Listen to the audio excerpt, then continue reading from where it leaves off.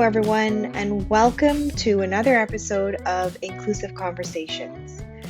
Today, Tanya and I are going to chat with Joe York, who is actually one quarter of Manifold. He is a founding partner of our platform for inclusive design. Joe has had an extensive career at Visa, working in a few different capacities, but namely in product management, product development, design, and innovation. And he brought this unique background to the mix of our cohort at graduate school, where really he was the first person to apply inclusive design to the financial realm. Joe's work is all about financial wellness. His research is super interesting. It asks the question, can credit cards actually promote financial well-being? This research dwells at the intersection of the capitalist construct, consumer psychology, and emotional well being. I mean, these are such dynamic and powerful areas that it really motivated us to dig deeper into Joe himself. We wanted to know more about his own journey of moving from finance to design and to understand how he merges these seemingly unrelated worlds together. Because when you hear finance, you don't typically think it has anything to do with design. But through this conversation, I think you'll learn just how much it actually does have to do with design. So we rang him up on the phone and we had a conversation.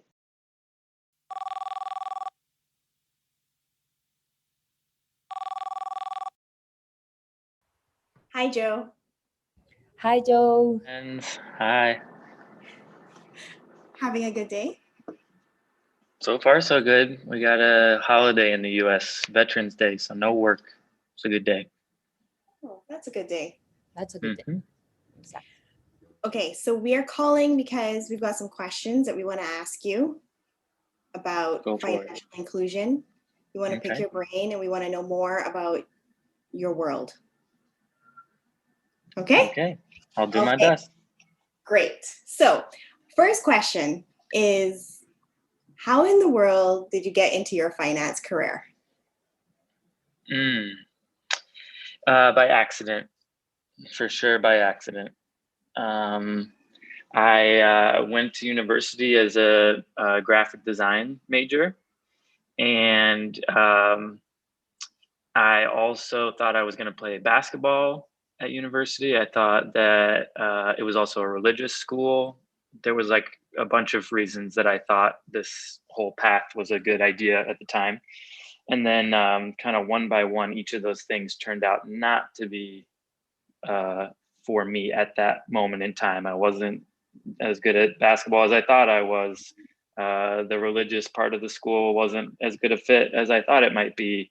I was there on a scholarship for leadership that came with a GPA requirement, and I was not as smart as I thought I was either. I thought I didn't have to study. Turns out I did need to study. So anyway, I just kind of washed out of all of that. And I ended up taking a year off of school, and then the kind of pendulum swung to the other extreme. I went from all of these things that had been really exciting and maybe personal passions. I went to the other extreme of what are all the safest things I could possibly do. I've always been good at math. So, and I have a friend, I had a friend that was studying finance, and his dad was a CFO. And so they were in my ear talking to me about how, you can do whatever you want outside of work, but if you just follow this 10-step plan with finance, you can have a good job and you'll make a lot of money and you'll be able to have a family and it'll be great. So I drank the Kool-Aid. I transferred to a school closer to home, and I did exactly what they said. I got good grades. I got an internship at Visa, and then that turned into a full-time job after school at Visa, and that kind of set me on one trajectory. I would say since then, I've kind of been working in a circle to get back to that more passion-driven relationship with work and the world in general. But it's taken a long time to get that far. And you've been at Visa for like 10 years? 10 Coming years? up on 9 now. Yeah. Coming up on 9. Mhm. Wow. So I want to talk about how you're journeying back. So even though finance and inclusive design seems so opposite, you're coming Mm. back to design, like you said, Mhm. for your to your passion again. Could you talk more about that? They do seem opposite, but I actually think that maybe more than any other place where you could apply inclusive design, finance, in my very biased opinion, might be one of the most impactful. Um, the thing that I even as I've changed a lot over the last 9 years of working in this field, the thing that I haven't been able to let go of is that there's not really, at least in the US, but I suspect it's true in Canada and Mexico and lots of other countries that have, where society is really matured and the economies are mature. There's not really that many parts of life that don't have something to do with money, that aren't driven in some significant way by money. Like if you think about art, Yeah. an idealistic uh, view of art as practice is that it's all about the creative process and inspiration and expression. But like specifically, what determines what is made 90% of the time is what will people pay for. And so the influence of money is everywhere in a field in which you wouldn't think. Religion. My dad was a minister when I was growing up. Well, he still is too. But in a Christian church, you would think that's just about like people's relationship with God or people's relationship with each other. I know firsthand, a lot of times they're kind of like businesses. It's like, how do you get more people to go to the church so that they'll tithe so that the church can grow, and then more people will come to that church and tithe even more. I mean, it's the same kind of cycle where money is at the core of things. Education, what determines the quality of your education and your access to education? It's either where you live and the schools that you have access to based on where you live, or do you have enough money to buy to go to a private school and ensure a certain quality of education that way? So finance seems like it's just about like stocks and bonds and savings accounts or whatever. But in actuality, I think that if you're just looking at money, it kind of flows everywhere. And I had a lot of really formative experiences early in life where money was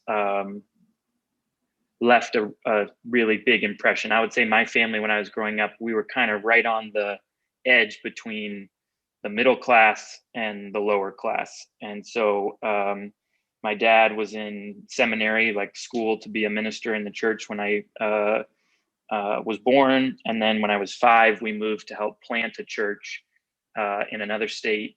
And so my parents were really scrappy. They're spending dozens of hours each week at the church trying to work for free to get that, up and going and growing. And at the same time, they were working at a grocery store. They would sing at corporate events. They're both musical, so they would perform musically at corporate events. They would help out at my dad's pretty handy, so he had like a little carpentry thing. So they're just scrappy, and they were all over the place trying to just make ends meet. And at the same time, I was homeschooled. So I would go to baseball practice and I would feel like, okay, I'm not the same as you all. Something's different. I feel left out. And the only things I could see that were different about me versus somebody else were like, what kind of clothes did you have? What kind of car did your parents drive? What kind of baseball mitt did you have? So I got really good at understanding like, what is the surface level difference between this person and me? And then eventually I ended up going to high school and public university. And again, like I was trying to figure out, how do I fit in? And the only things I could really understand at that point in time were just clothes and cars and the way people talked about things and where did you go out to eat and did you have braces yet? So I just to me, like the question of who gets included and excluded for as long as I've been alive has been about money. Do you have enough money to make yourself fit in.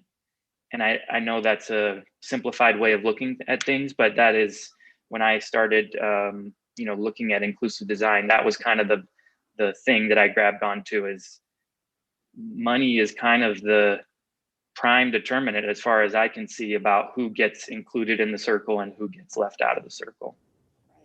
I see how that covers perfectly well the inclusive part, but I'm still thinking about the designer in you and why you chose that skill to pursue it again, or that tool.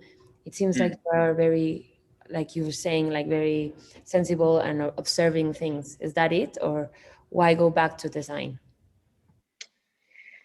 Yeah, I mean, I've always liked design. If you go back and look at my notebooks from when I was a kid, they're just all shoes, basketball shoes. I just liked drawing shoes, probably because I saw them on some other kid's foot, and I was trying to figure out, how do I get those shoes? They look so cool. He seems so cool. I want to be like that. So then I would just draw them in my notebook. And I also was like an obsessive interior designer of my bedroom as a child. We moved a lot. We moved probably lived in 6 or 7 different houses growing up. And every time I had like a piece of paper, grid paper, I would measure with the tape measure the dimensions of the room. I would like open up my IKEA catalog, because that was like the cheap furniture that we could get, and figure out like, okay, so what do I put here? I cut out the little pieces of paper based on how big the table was or the bed was, and like organize them around the room. Every 6 months, I would lay out the room and change my color scheme. I painted so many different bedrooms. So I've always liked that stuff. And so I think it felt natural. I was trying to find a way. This is not my idea, but I think there's a Japanese concept of your vocation or your calling is the balancing of what are you capable of? What skills do you have? What are you interested in? And what does the world need? And so in terms of what I'm interested in, design has always been a part of that. What skills do I have? I spent, even before studying inclusive design formally, I had 6 or 7 years of work in finance. So that's what I had to bring to the table. And then, what does the world need? I don't think it's hard for anybody to see that we have problems of people being excluded at kind of the margins of society. So it felt like kind of the right triangulation of all those factors. Okay. That's super insightful into who you are. I feel like I knew parts of that, but I did not know a lot of that. Maybe we saw his shoes. That's the easy one to see, yeah. So in your career, like your 9-year career so far, that kind of brought you to meeting us in graduate school, like was there a specific moment or project that you were working on, or something that was like the catalyst for you to like dig deeper into financial inclusion through this, or financial inclusion / financial exclusion through this program? Like how did what was that spark?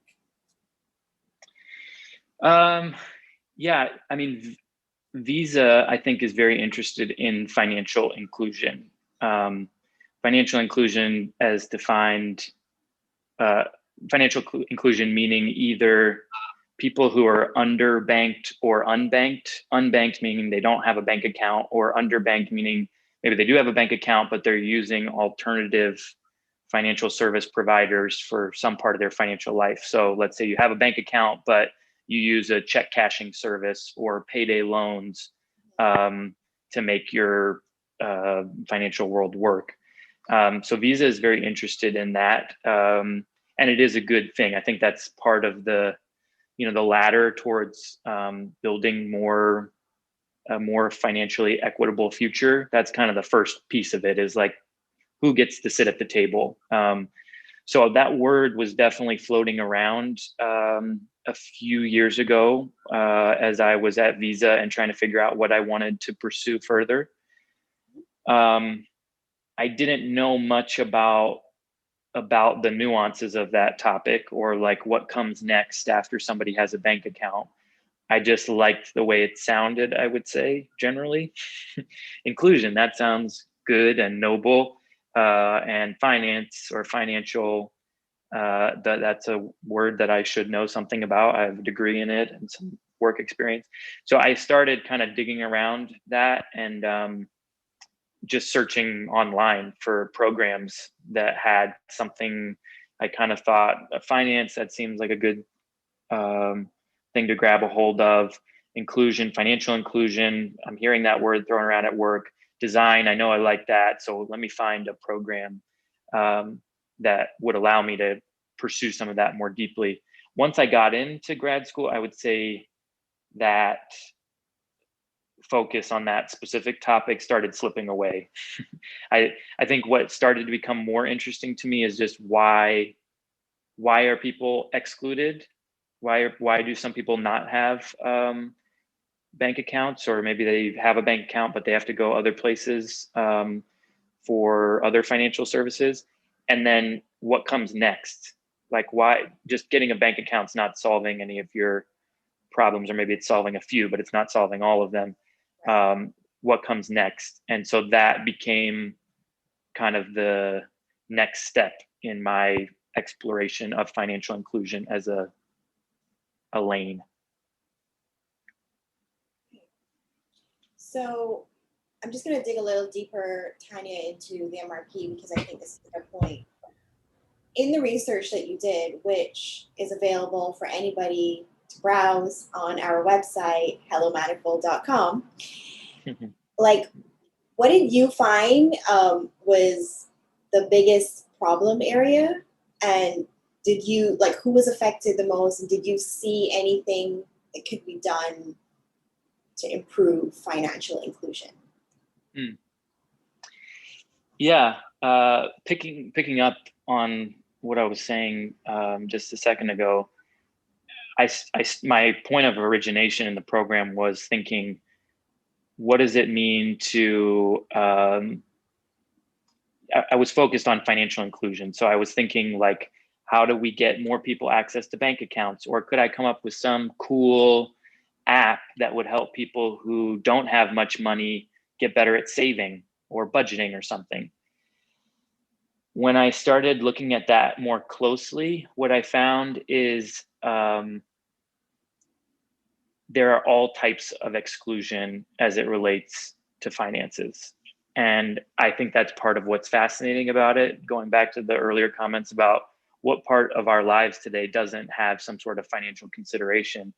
Right. When you look at the world that way, there's stuff that should change to include more people and also include more of people all over the place. So it's not just a matter of how do we get more people bank accounts, but when we design banking products or credit cards or mortgages, people's relationships with money are not purely rational.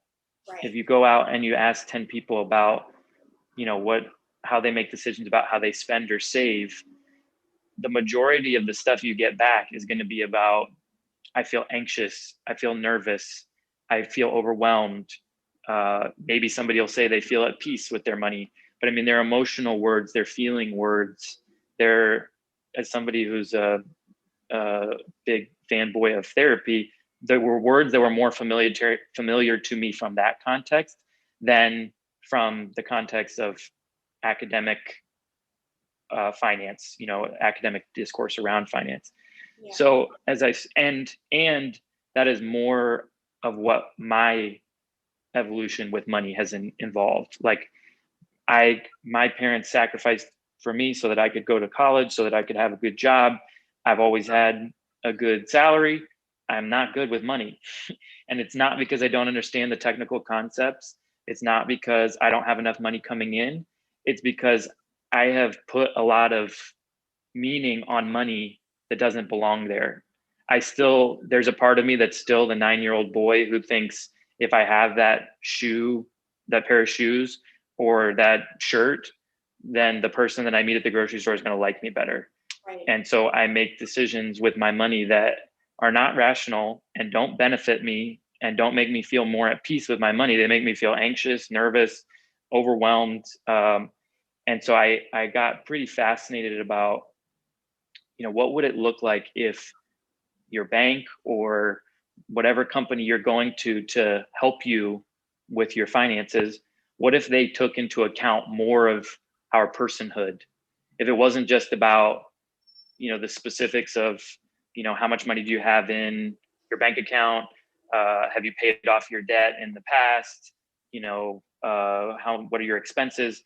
What if it was also about your disposition as a person, the places where you have, where your fears lie? How does that influence the way you make decisions? I think that there's a lot of opportunity there, and it's relatively underexplored. And so that's really what I found fueling as I got further into the research process. I ended up finding this whole profession called money coaching, where it's these people who kind of straddle the line between a bookkeeper or an accountant and your therapist. Yeah. So they want you to get to a place where you feel at peace with your money. And oftentimes it's not solely about, accounting and looking at money coming in, money going out. A lot of times their work goes into, what did you observe your parents do with their money? What example did that set for you?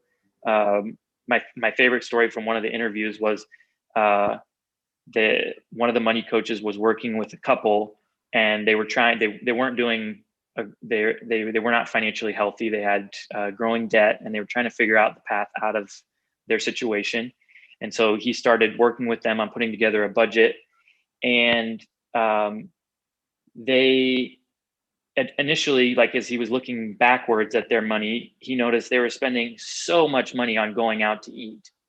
And so he starts asking, why are you doing that? And as they go back and forth and talk about that, it becomes clear that food in their specific context, growing up the way that they grew up, it was like this oppressive, not really healthy relationship that they had with food. And so they got so much joy from going out and having the experience of being out and celebrating and being with other people and eating good food and breaking bread with friends or other people they cared about, that it was like one of the primary joys in life for them.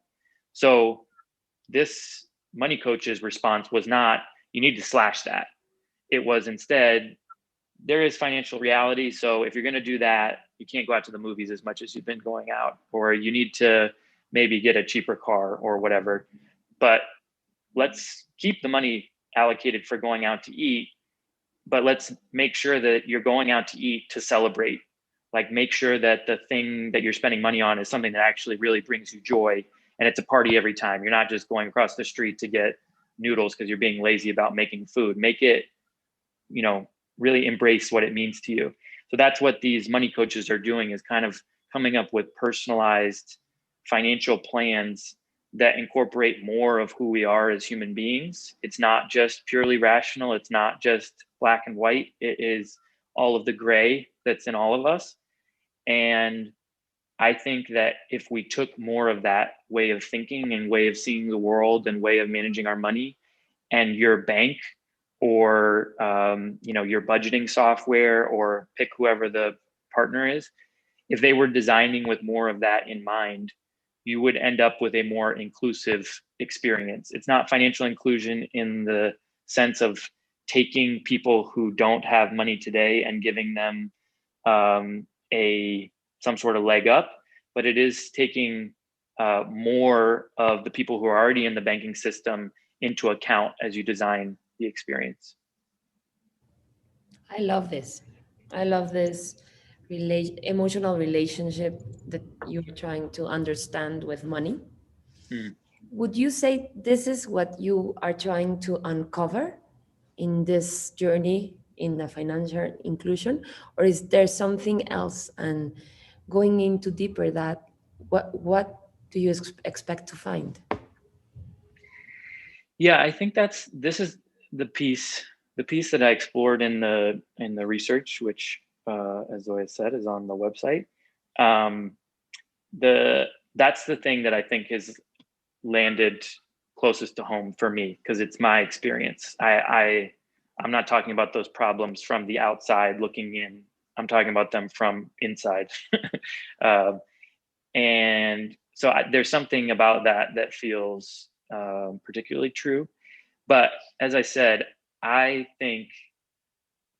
guess the thing that gets me excited most is the idea of taking the Inclusive Designers Toolkit, the idea of taking people who are not normally included in the design process and putting them at the center and giving them the tools to co-create the things they need, applying that to the financial world. And there's all sorts of exclusion that you can start to get at if you see things that way, if you start looking at things that way. Everything from, I would say, banks and financial institutions are as bad as anybody else at accessibility.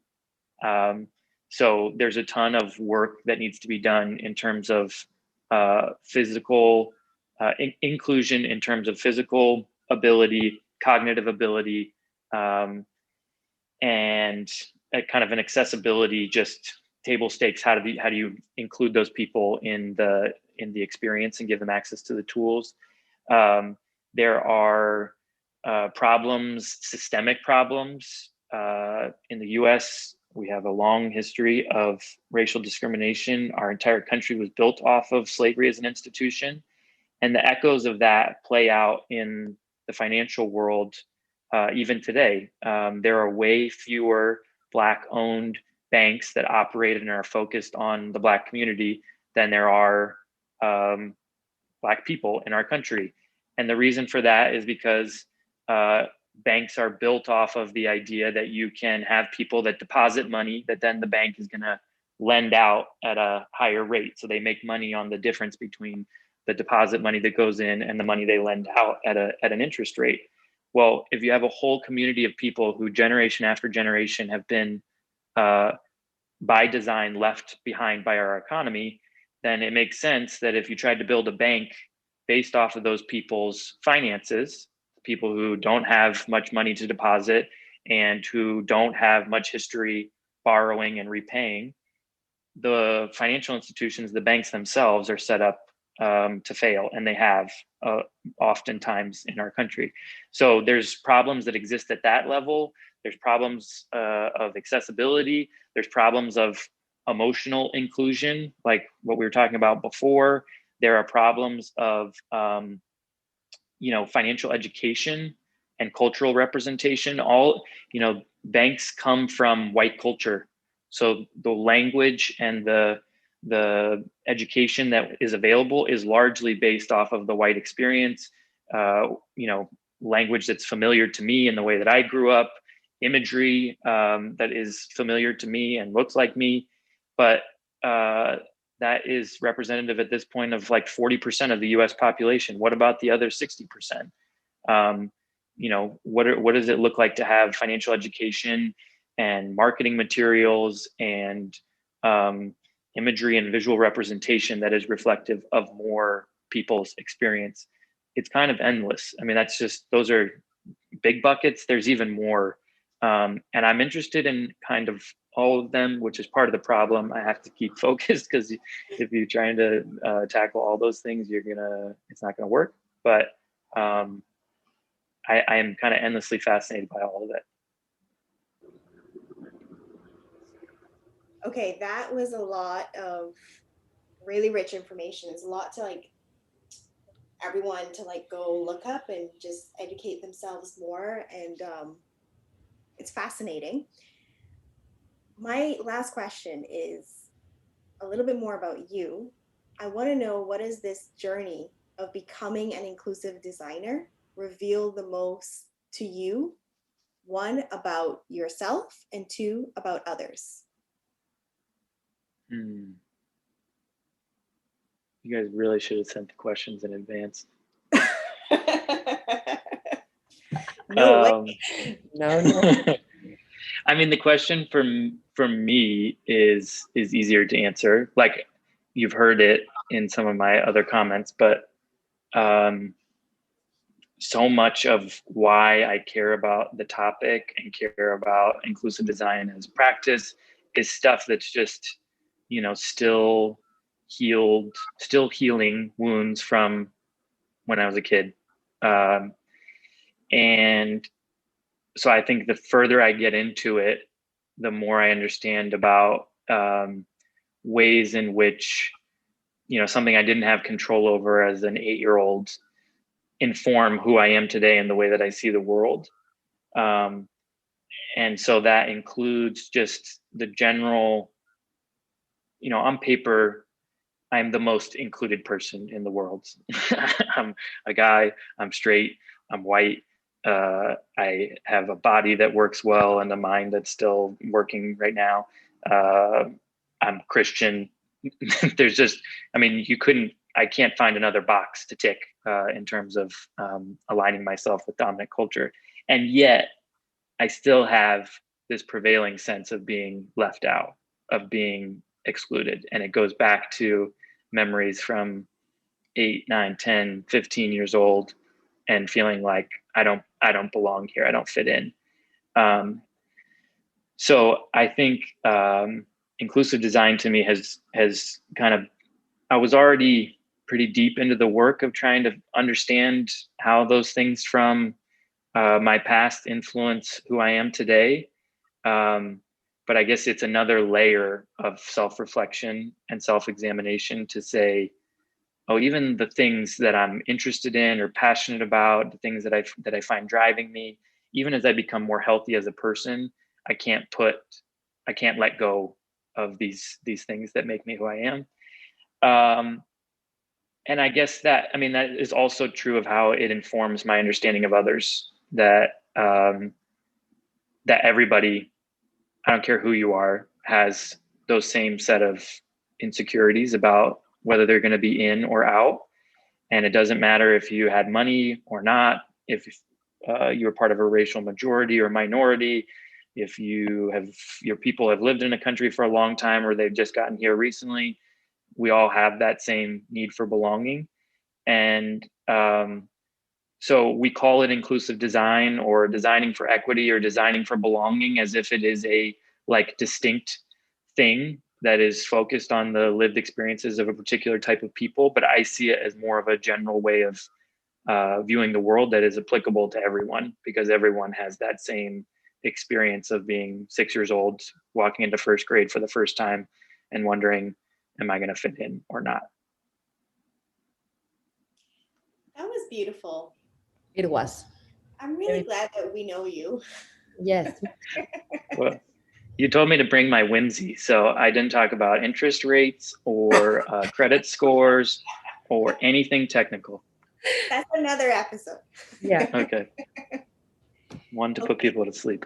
I really, really, really enjoyed this. Yeah, me too. Me too.